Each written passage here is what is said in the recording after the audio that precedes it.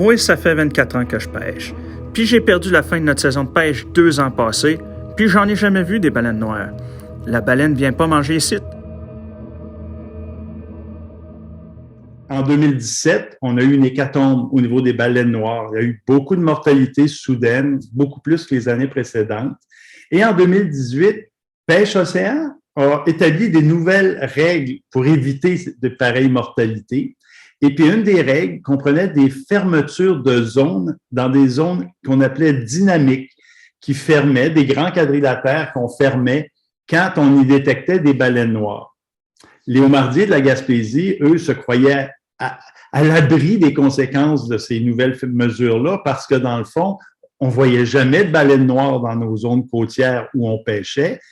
Puis, on n'avait jamais été non plus la cause d'empêtrement pour ces baleines-là. Malheureusement, c'est les pêcheurs de homards qui ont été durement touchés en 2018. 65 des 150 capitaines propriétaires ont dû arrêter leur saison de pêche au homard environ 3 semaines avant la fin de la saison 2018 parce qu'il y a un secteur qui a été fermé entre Percé et Port-Daniel-Gascon. Fermeture occasionnée par l'observation de 2 baleines noires, mais à 10 km au large, bien loin des homardiers. Nous, on n'est pas à quota. On est compétitif. On a perdu 3 semaines. On a perdu nos revenus. On n'a pas eu d'aide. La perte de revenus, c'est sûr que ça fait quelque chose, mais c'est le physique, c'est le mental. Tu vois les autres pêcher, toi tu pêches pas. T'as 10 semaines à pêcher, dans ta tête. T'as 10 semaines à pêcher. T'as pas rien que 7 semaines, t'en as 10 semaines à pêcher. C'est dur physiquement, c'est dur sur le mental.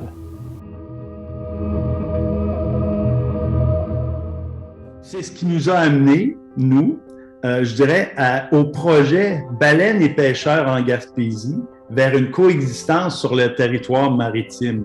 C'est un projet qui a été initié avec l'aide de la docteure Lynne Morissette de M Expertise et c'est un projet qui était supporté par le réseau Québec Maritime. Puis là, on a eu l'idée de combiner l'expertise scientifique, biologique, technique, mais aussi le côté social et économique de plusieurs intervenants, dont Daniel, pour comprendre ce qui s'était passé en 2018, les impacts que ça avait eu sur les pêcheurs aussi, sur leur vie, et puis arriver à des meilleures solutions pour la coexistence entre les baleines et les pêcheurs dans le futur. Notre proposition, c'était la production de 2 ouvrages.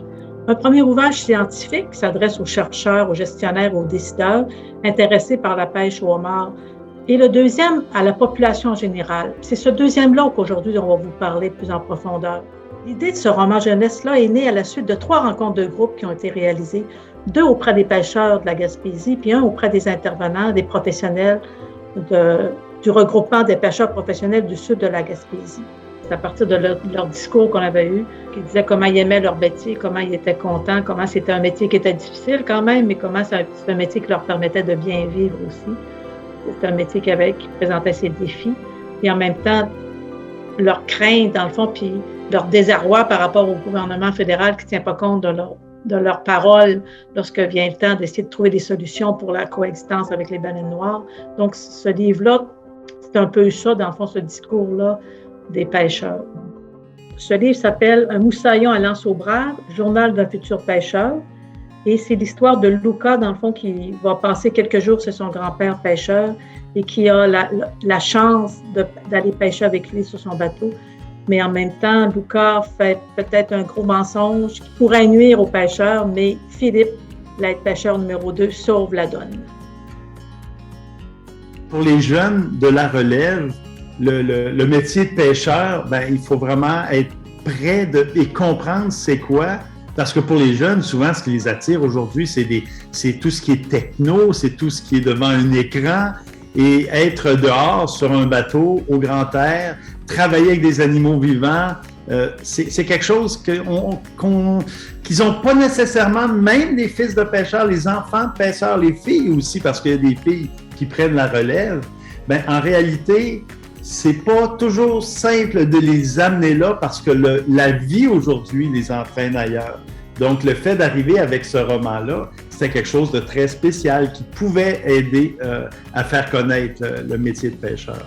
Mais c'est aussi, ce roman-là aussi, c'était aussi pour démontrer comment les pêcheurs étaient fiers de leur métier. Je voulais aussi que les pêcheurs soient eux-mêmes fiers, très fiers de leur métier en lisant ce roman jeunesse-là à leurs enfants ou leurs petits-enfants.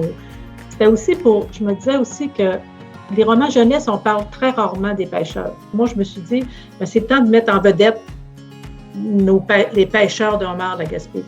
C'est un peu ça, l'origine de ce roman-là. Ce roman-là donne des informations très précises sur la pêche au homard, sur les baleines noires. À la fois, c'est un roman jeunesse, mais à la fois, c'est un petit livre d'informations de base sur la pêche au homard.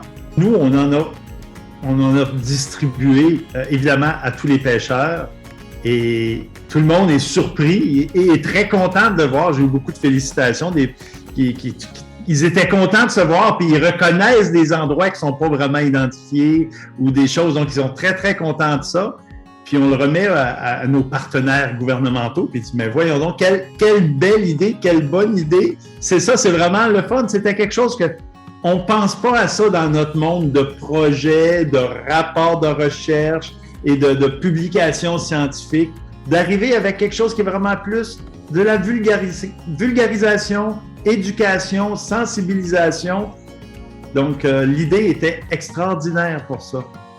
C'est le temps d'innover, dans le fond, de dire aux chercheurs, là, pensez à quelque chose d'autre dans la diffusion des connaissances que vous n'avez jamais utilisé encore, puis allez vous chercher des personnes qui sont capables de le faire avec vous.